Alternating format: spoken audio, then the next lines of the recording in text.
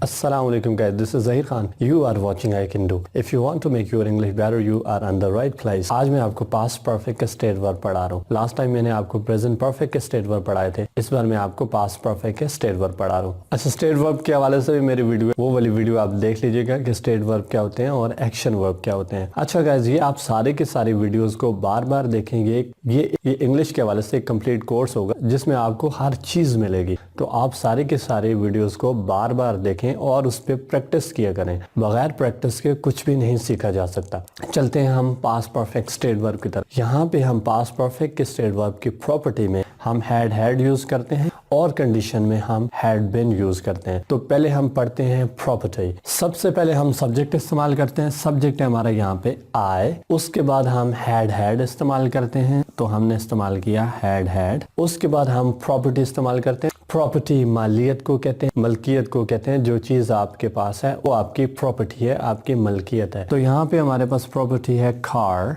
I had a car. उसके बाद या तो सेंस लगाएंगे या फॉर लगाएंगे. तो 2014 है तो हमने साल के नाम के साथ सेंस लगाना है. तो ये हो जाएगा I had a car since 2014. मेरे पास 2014 से कार थी. मेरे पास 2014 से कार थी. इसकी मदद से आप काउंटलेस सेंटेंसेस बना सकते हैं. मिसाल के तौर पर मैं कहता हूँ मेरे पास 5 साल से कार थी. I had a car for 5 years. मेरे पास 10 दिन से नोट्स थे. I had notes for 10 days. उसके पास 6 साल से मोबाइल था. He had a cell phone for 6 years. उसके पास दिसंबर से बाइक थी. He had a bike since December. तो ऐसे ही आप इस तरह के सेंटेंसेस बना के इस पे प्रैक्टिस करें. अब हम देखते हैं कि इसका नेगेटिव कैसे बनाते हैं. नेगेटिव में हमने हैड के साथ नॉट लगाना है तो नेगेटिव बन जाएगा. फॉर्मूला देख लें. सब्जेक्ट है हमारे पास शी. उसके बाद हमने लगाना है हैड नॉट हैड. तो इसको पढ़ेंगे हैड एंड हैड. क्या पढ़ेंगे? Had and had. तो हमने लिख दिया हैड एंड हैड. उसके बाद हमारे पास प्रॉपर्टी है, वो है बुक. उसके बाद हम या सेंस लगाते हैं या फॉर लगाते हैं. यहाँ पे कैलकुलेट पीरियड ऑफ टाइम है